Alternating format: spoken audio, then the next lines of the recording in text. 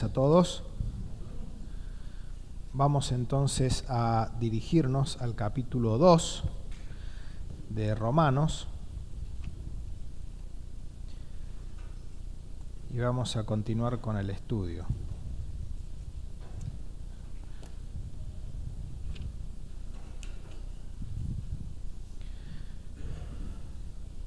Bien, vamos a darles para que lean. Vamos a pedirle a Daniel, donde vamos a ir algunos para atrás. Vamos a leer a dos versículos, vamos a analizar del 2 al 11.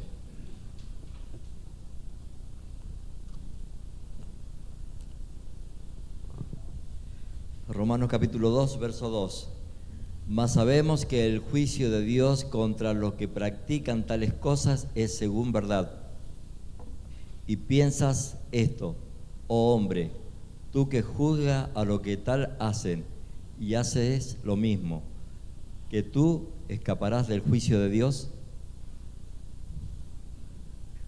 ¿O menosprecias las riquezas de su benignidad, paciencia y longanimidad, ignorando que su benignidad te guía al arrepentimiento?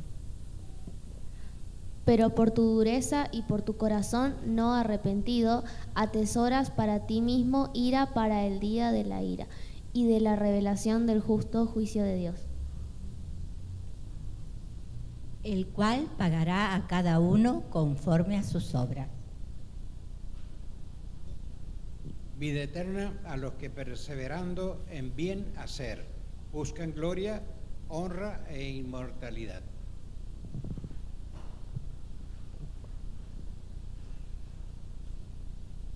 A ver, ¿quién se anima? Bueno, seguimos el 8. Sí. Pero ira y enojo a los que son contenciosos y no obedecen a la verdad, sino que obedecen a la injusticia. Habrá aflicción y angustia para todos los que siguen haciendo lo malo, para los judíos primero y también para los gentiles. Pero gloria y honra y paz a todo el que hace lo bueno, al judío primeramente y también al griego. Porque no hay acepción de personas para con Dios. Muy bien. Bueno, recordamos, hemos estado viendo el capítulo 1 y en el capítulo 1 Dios habla de que Dios se ha revelado de muchas formas. La más notoria es la creación, ¿no? Esta creación que vemos tan compleja, tan sofisticada, tan inmensa, demanda un creador, ¿no? Sin embargo, los gentiles, la Biblia, los gentiles son básicamente los que no son judíos, y tampoco, bueno, en esa época era gentiles o judíos, pero después fue gentiles, judíos y la iglesia.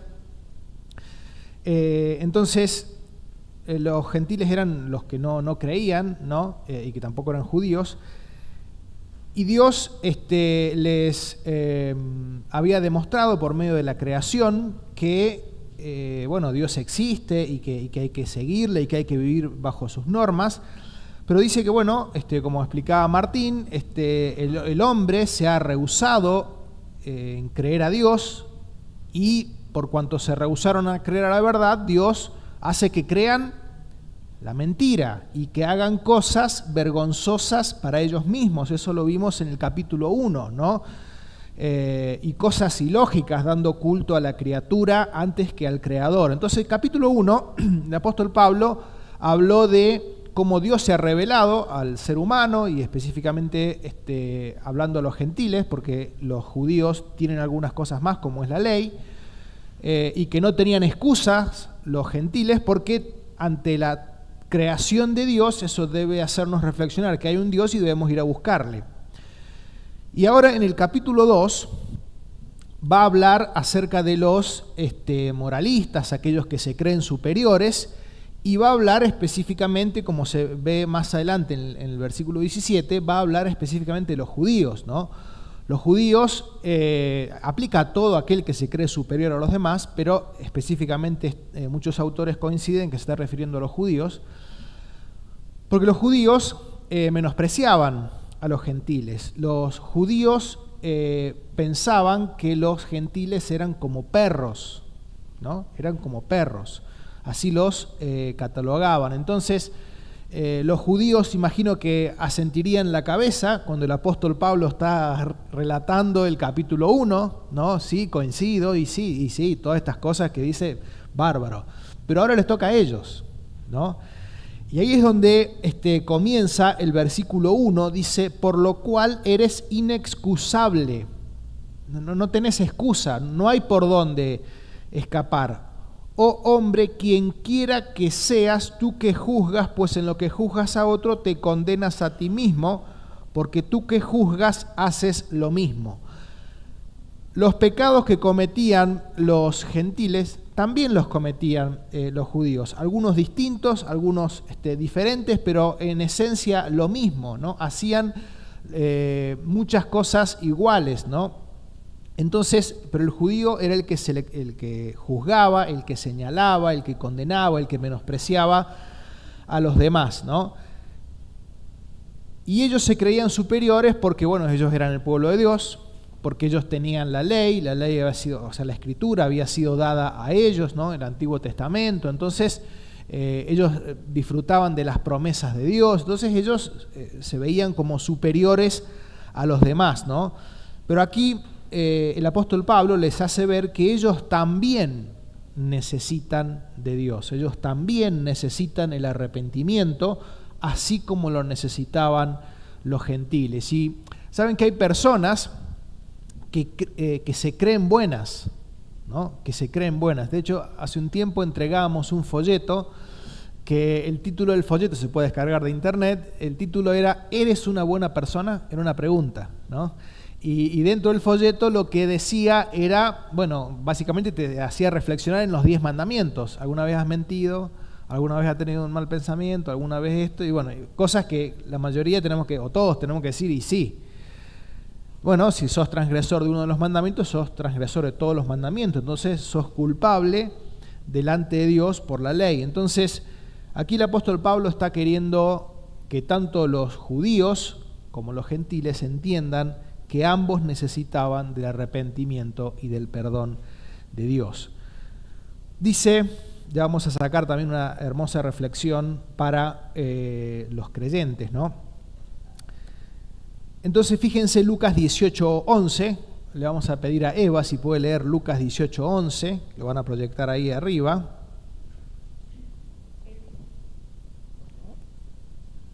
El fariseo, puesto en pie, oraba consigo mismo de esta manera: Dios, te doy gracias porque no soy como los otros hombres, ladrones, injustos, adúlteros, ni aun como este publicano.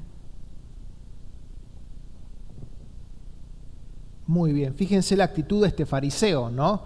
Menospreciando al publicano, pero él creyéndose superior, ¿no?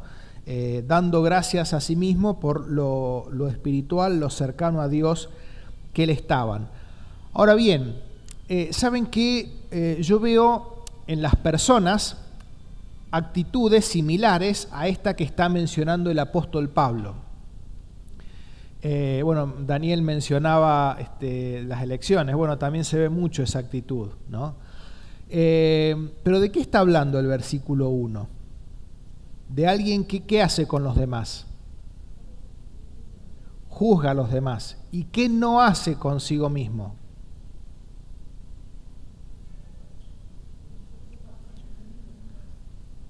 Sí, no se juzga a sí mismo, tal vez se juzga, pero hay un pequeño gran detalle que suele pasar en las personas en general.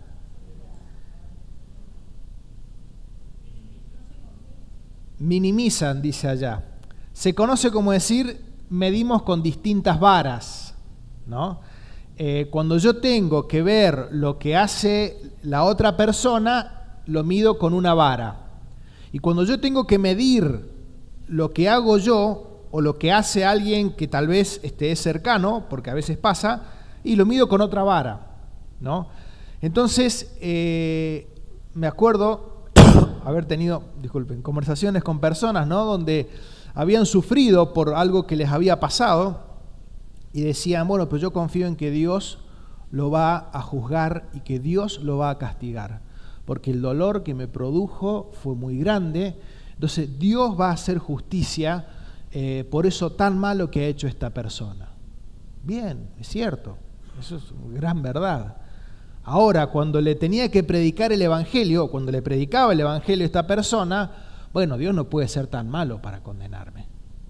Dios no puede ser tan malo para mandarme al infierno por siempre, porque yo no soy tan mala persona. ¿Cómo se llama eso? Doble vara, doble vara.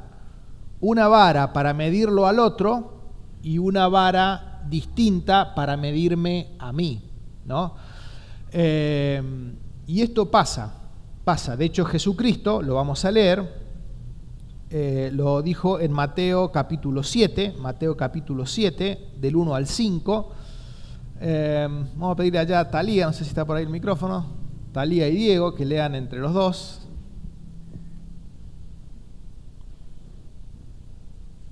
No juzguéis para que no seáis juzgados, porque con el juicio con que juzgáis serás juzgado, y con la medida con que medís os serás medido. ¿Y por qué mirás la paja que está en el ojo de tu hermano y no echas de ver la viga que está en tu propio ojo? ¿O cómo dirás a tu hermano, déjame sacar la paja de tu ojo, y aquí la viga en el ojo tuyo? Hipócrita, saca primero la viga de tu propio ojo, y entonces verás bien para sacar la paja del ojo de tu hermano. Bien, Jesucristo no gastaba palabras porque sí, entonces si lo dijo porque era algo común, lo vemos en la sociedad, y Jesucristo también lo vio y le pareció muy importante resaltarlo, ¿no? Andamos con una viga, y si andás con una viga en los ojos, obviamente no podés ver bien. Entonces, ¿cómo le estás señalando una paja, algo chiquitito, en el ojo de la otra persona, ¿no? Entonces, siempre antes de examinar o tal vez mirar por otra persona o un hermano, tengo que en primer lugar examinarme yo, en primer lugar, y con la misma vara, Jesucristo dice que como medimos, seremos medidos. Vieron que hay algunas herramientas, el calibre, ¿no? Y hay incluso calibres digitales que te marcan hasta, ¿cómo se llaman los decimales ahí? Centésima de mil, bueno, súper preciso, ¿no? Y hay veces usamos el calibre digital para medir lo que entendemos que es incorrecto en otra persona. Pero cuando me tengo que medir yo, la cinta de moda medio estirado, ¿no? Entonces, bueno, bastante laxo como me mido yo, distinto a como mido a otro hermano o a otra persona. Entonces, por eso es muy importante, antes de hablar algo de otra persona, antes de tal vez decirle algo, siempre, primer lugar, examinarme a mí mismo con la misma vara con la que lo voy a medir al otro, porque Dios me va a juzgar. Si yo mido con calibre, Dios me va a juzgar con calibre. Leemos Santiago 4:11 y el 5:9. Ahí a Gustavo, a leer los dos. Hermanos, no murmuréis los unos de los otros. El que murmura del hermano y juzga a su hermano, murmura de la ley y juzga a la ley. Pero si tú juzgas a la ley, no eres hacedor de la ley, sino juez. Hermanos, no os quejéis unos contra otros, para que no seáis condenados. He aquí, el juez está delante de la puerta. Bueno, fíjense, lo trata también aquí Santiago. Y fíjense cómo está relacionado el juzgar con el murmurar, ¿no? Murmurar obviamente es hablar mal de una persona, no estando presente esa persona, y así también la estoy juzgando y estoy difamándola, ¿no? Entonces, fíjense cómo esto también está relacionado en cuanto al no juzgar. Y ¿Qué debo hacer para con el otro? Jesucristo expresó la regla de oro. ¿Cuál es la regla de oro?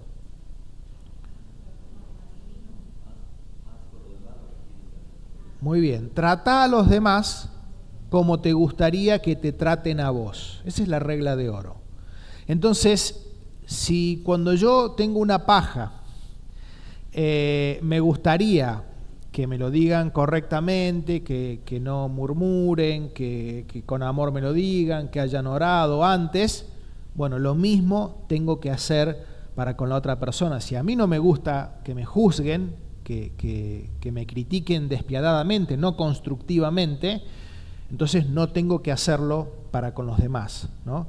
Sin embargo, es algo que pasa en el mundo en general y también pasa a veces que entre los creyentes. Por eso es que es importante saber que como juzgue al otro, como mida al otro, yo también voy a ser medido.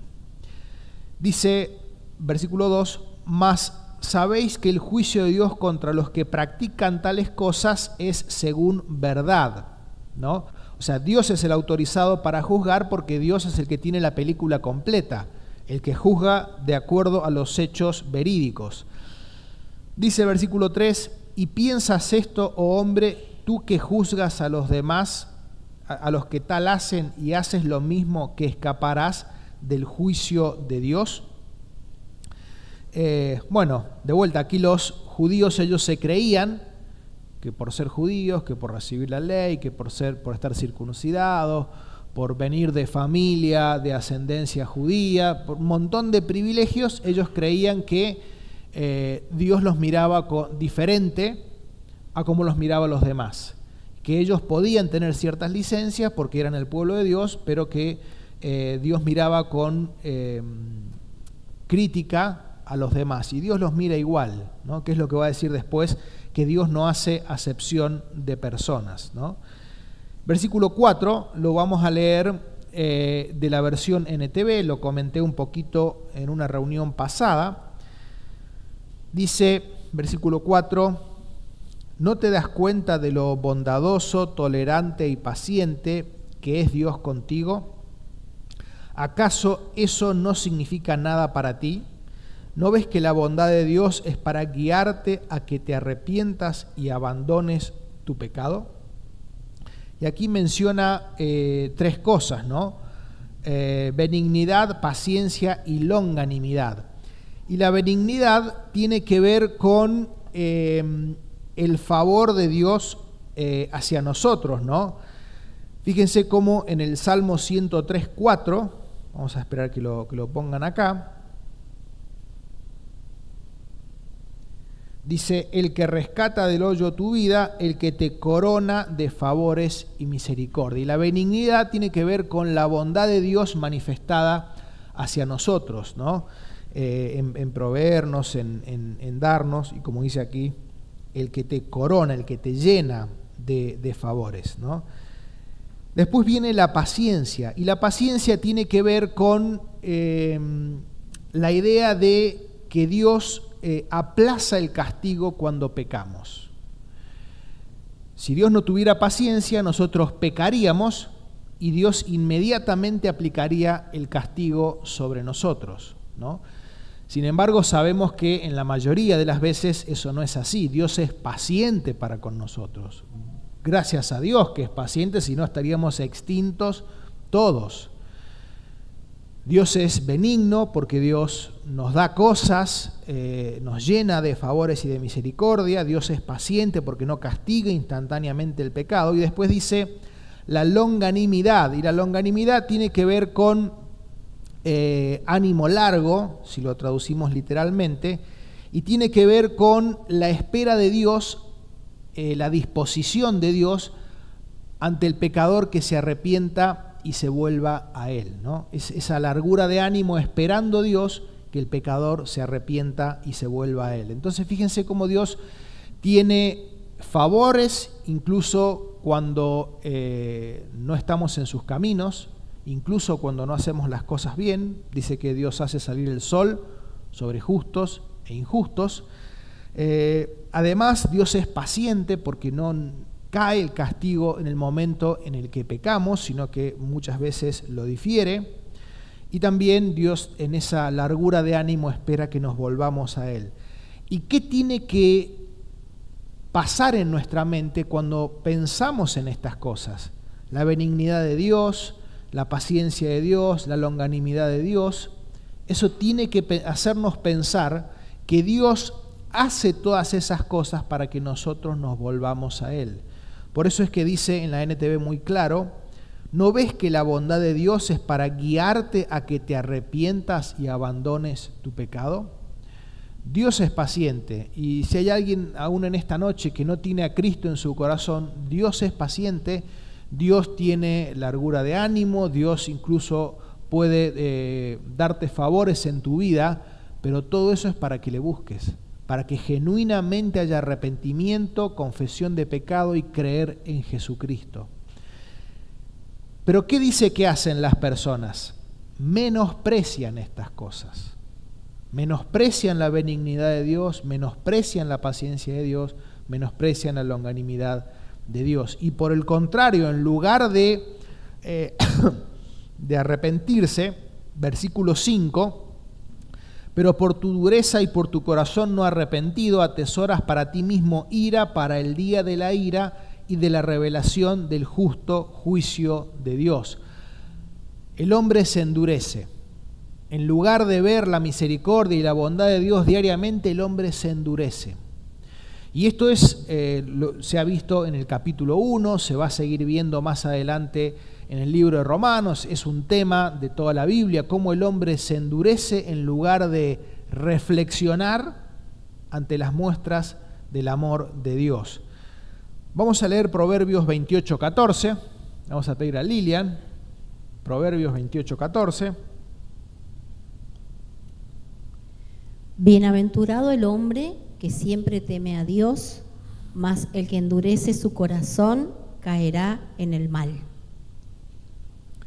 Bienaventurado el hombre que siempre teme a Dios, mas el que endurece su corazón caerá en el mal, ¿no? Y es una constante de muchas personas el endurecerse, y obviamente en algún momento de la vida llega las consecuencias de esa dureza de corazón.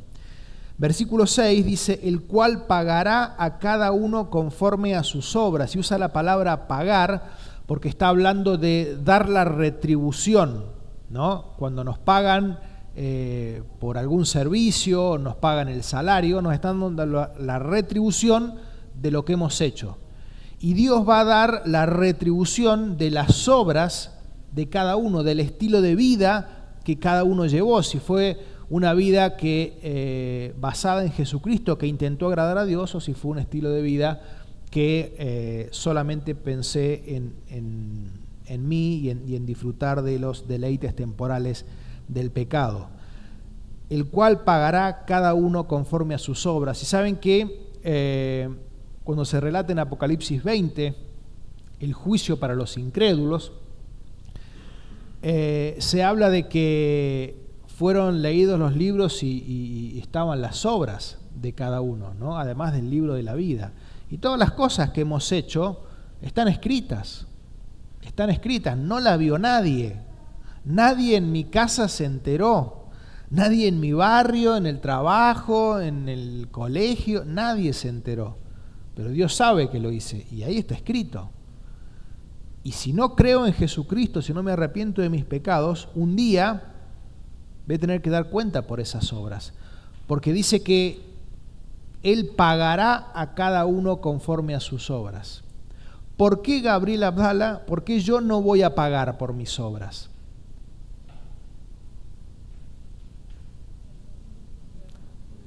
Porque Cristo pagó por mí. A los 20 años reconocí mi pecado, creí en Jesucristo, le acepté como mi Señor y Salvador, y desde ese momento, o en ese mismo momento, se hizo efectiva la obra de Cristo en mi vida. Y lo que yo tenía que pagar por mis obras, lo pagó Jesucristo. Gloria a Dios por ello, porque eran muchas y malas, como la de todos. Y Cristo pagó por mis obras, por mis malas obras. Pero el que no tiene la obra de Cristo efectiva en su vida porque aún no ha creído en Cristo, tendrá que él pagar por cada una de sus obras. Y después da dos resultados, ¿no? Habla de dos posibilidades ante la oferta de salvación. Dice, versículo 7, vida eterna a los que perseverando en hacer bien buscan gloria y honra e inmortalidad, pero ira y enojo a los que son contenciosos y no obedecen a la verdad, sino que obedecen a la injusticia. Bueno, aquí algunos se confunden y dicen, la salvación es por obras, porque dice, el cual pagará cada uno conforme a sus obras, vida eterna a los que perseveran en bien hacer. Vida eterna a los que perseveran en bien hacer. Significa que si yo hago bien, voy a tener la vida eterna. Bueno, así es como lo interpretan algunos. Pero tenemos que entender la palabra de Dios en su totalidad, ¿no? Y hay textos que claramente enseñan que la salvación no es por obra, y con eso podemos entender lo que está queriendo decir aquí el apóstol Pablo. Vamos a leer Efesios 2, 8 al 10, y después vamos a leer dos textos más, 2 Timoteo 1, 9 y Salmo 3, 8. Efesios 2, 8 dice, porque por gracia sois salvos por medio de la fe, y esto no de vosotros, pues es don de Dios. Entonces la salvación es por gracia. ¿Cómo tomo yo la salvación? Por medio de la fe. O sea, la salvación es un regalo, porque nadie lo puede pagar, y yo tomo de ese regalo por medio de la fe, que es don de Dios. Y después dice, no por obras, para que nadie se gloríe. Es decir, mirá, yo soy salvo y vos no, porque yo he llevado una vida impecable. Yo todos los días hago esto, yo nunca hice esto otro. Entonces, por eso es que yo soy salvo. El día que yo que tenga que dar cuenta delante de Dios, Dios va a ver mi vida y Dios va a decir, pase. Dice, no por obras para que nadie se gloríe. No por obras para que nadie se gloríe. Dice, porque somos hechura suya, creados en Cristo Jesús, para buenas obras, las cuales Dios preparó de antemano para que anduviésemos en ellas. Acá hay un problema.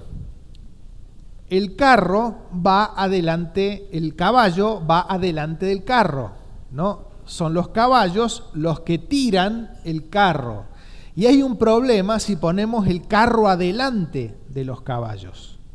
Este texto claramente está diciendo que la salvación no es por obras, es por gracia, por medio de la fe.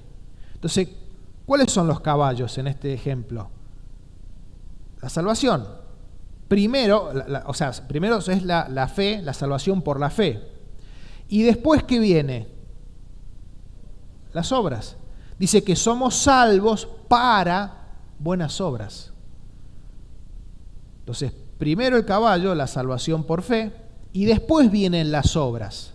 Y las obras son una manifestación de la fe genuina y verdadera que habita en mi corazón. Si alguien dice que ha creído en Jesucristo, que tiene la fe salvadora, pero su vida no ha cambiado en nada, bueno, es una fe muerta, como dice Santiago. Vamos a ir a Santiago 2.17. Santiago 2.17.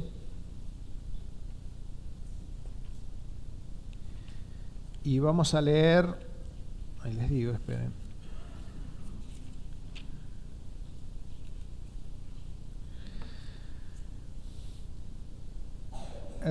Bueno, leemos el 14. Hermanos míos, ¿de qué aprovechará si alguno dice que tiene fe y no tiene obras? ¿Podrá la fe salvarle? Bueno, de vuelta aquí también algunos se confunden y dicen, bueno, viste que es fe más obras. Bueno, vamos a entender lo que dice Santiago. Dice, versículo 15, y si un hermano o una hermana están desnudos y tienen necesidad de mantenimiento de cada día, y alguno de vosotros les dice, id en paz, calentaos y saciaos, pero no les da las cosas que son necesarias para el cuerpo, ¿de qué aprovecha? Así también la fe, si no tiene obras, es muerta en sí misma. No dice, la fe, si no tiene obras, se morirá. Significa que en algún momento hubo una fe, pero yo no ejercité esa fe y esa fe se murió. No dice eso. Dice, es muerta. Es una fe que siempre estuvo muerta. ¿Qué está queriendo decir? Que eso no es fe. Eso no es la fe salvadora. Nunca tuvo fe, porque siempre estuvo muerta, no se murió. Nunca estuvo viva, nunca fue una fe genuina. Por eso es que decimos, la salvación no es por obra. Pero lo que está queriendo enseñar Santiago, y es lo que está queriendo enseñar el apóstol Pablo, es que la genuina salvación se manifiesta en obras. Se manifiesta en un cambio de vida. Yo no puedo decir que he creído en Jesucristo y soy el mismo exactamente desde hace 15 años. Y no cambié en absolutamente nada. Me estoy engañando a mí mismo. Entonces, la genuina salvación produce obras, pero los caballos es la salvación por fe y las obras están después, el carro.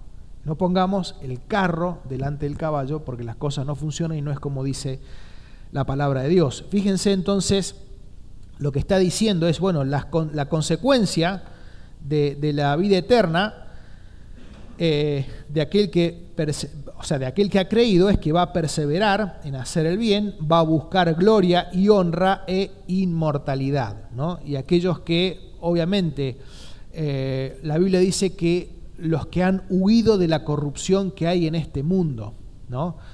Entonces, el que genuinamente se ha convertido es alguien que tiene hastío por el pecado, incluso por su pecado, por lo que él le ha fallado a Dios, y como dice de los patriarcas que aspiraban a algo mejor, algo celestial, ¿no?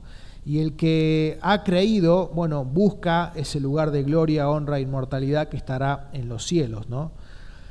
Leemos, habíamos dicho también, Salmo 3:8. ¿De quién es la salvación? De Jehová. La salvación es de Jehová. La salvación es de Dios. Bien, versículo entonces 8 está hablando de aquellos que no creen en Cristo, de aquellos que rehúsan el llamado de Dios, y dice, pero ira y enojo a los que son contenciosos y no obedecen a la verdad, sino que obedecen a la injusticia. Bueno, de vuelta, uno dice, viste que, ¿por qué son condenados? ¿Por qué no son salvos? Porque no obedecen a la verdad, o sea que hay que obedecer para ser salvo. Bueno, hay que entender qué significa obedecer en ese contexto. Allí en Hechos de los Apóstoles, capítulo 7, dice que, capítulo 7, si no me equivoco, dice que muchos sacerdotes obedecían a la fe. ¿Qué significa que obedecían a la fe? Que creían en Cristo. Que en Hechos capítulo 17 Dios manda que todos los hombres en todo lugar que se arrepientan y crean. Ese es el mandato del Evangelio, arrepentirse y creer. Si yo obedezco ese mandato, soy salvo, porque me arrepiento de mis pecados y creo en Jesucristo. Entonces, muchos de los sacerdotes, cuando se usa esa frase, que obedecían a la fe, significa que creían, que obedecían el llamado de arrepentimiento y creer en Jesucristo. Y aquí es el mismo concepto. Obedecen a la verdad. La verdad dice que los seres humanos somos pecadores y que tenemos que arrepentirnos y creer en Jesucristo, en el cual podemos obtener salvación. Si yo obedezco a la verdad, voy a arrepentirme de mis pecados y voy a creer en Jesucristo. El que no ha obedecido a la verdad es el que no ha creído en Jesucristo. Bien, y tribulación, angustia sobre todo ser humano, que hace lo humano, al judío primeramente y también al griego. Y después termina el versículo 11, porque no hay acepción de personas para Dios. Y me gustaba mucho lo que significa acepción de personas, ¿no? Y dice, leí en un libro, que acepción significa juzgar por el rostro. Juzgar por el rostro. Eso significa hacer acepción de personas. Hay una frase conocida, sobre todo entre los comerciantes: ¿cuánto le cobro? De acuerdo a la cara del cliente. Viene vestido bien presentable, es un precio. Viene y tal vez no le puedo sacar mucho, y bueno, es otro precio, de acuerdo a la cara del cliente, ¿no? Bueno, Dios no juzga de acuerdo al rostro. Vieron que hay veces que las personas, tiene una apariencia que me da cosa, ¿no? Parece que buen tipo, tiene una apariencia por lo menos de buena persona. Bueno, Dios no juzga por eso. ¿Cómo juzga Dios? Terminamos con este versículo, 1 Corintios 4:5. 1 Corintios 4:5. Así que no juzguéis nada antes de tiempo, hasta que venga el Señor, el cual aclarará también lo oculto de las tinieblas y manifestará las intenciones de los corazones, y entonces cada uno recibirá su alabanza de Dios. Dios puede juzgar de una forma que ninguno de nosotros puede hacer, porque Dios tiene acceso a nuestro corazón, a lo que hay adentro. Yo solamente, y cualquiera de nosotros, podemos ver las apariencias, y por eso nuestro juicio es parcial y muchas veces nuestro juicio puede ser equivocado. Pero Dios es el que juzga y que no hace acepción de personas, y cuando juzga lo hace conforme a las intenciones del corazón. Y como nosotros tenemos que ser imitadores de Dios, a nadie debemos juzgar por las apariencias y no debemos hacer acepción de ningún tipo de personas. Entonces, resumiendo y terminando así, terminamos en horario. ¿Qué hemos visto en estos versículos? Que todos necesitamos de la salvación de Dios. Tanto aquellos que se creen muy santos, muy morales, que han llevado una vida tal vez intachable ante sus ojos, como aquellos que han hecho todo mal delante de Dios. Ambos necesitan del perdón y de la salvación de Dios.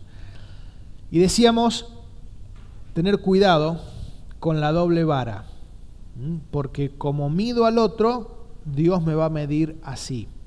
Cuidado con tratar de ver la paja en el ojo ajeno y no veo la viga en mi propio ojo. Medir con calibre al otro y con algo bastante laxo medirme a mí, ¿no?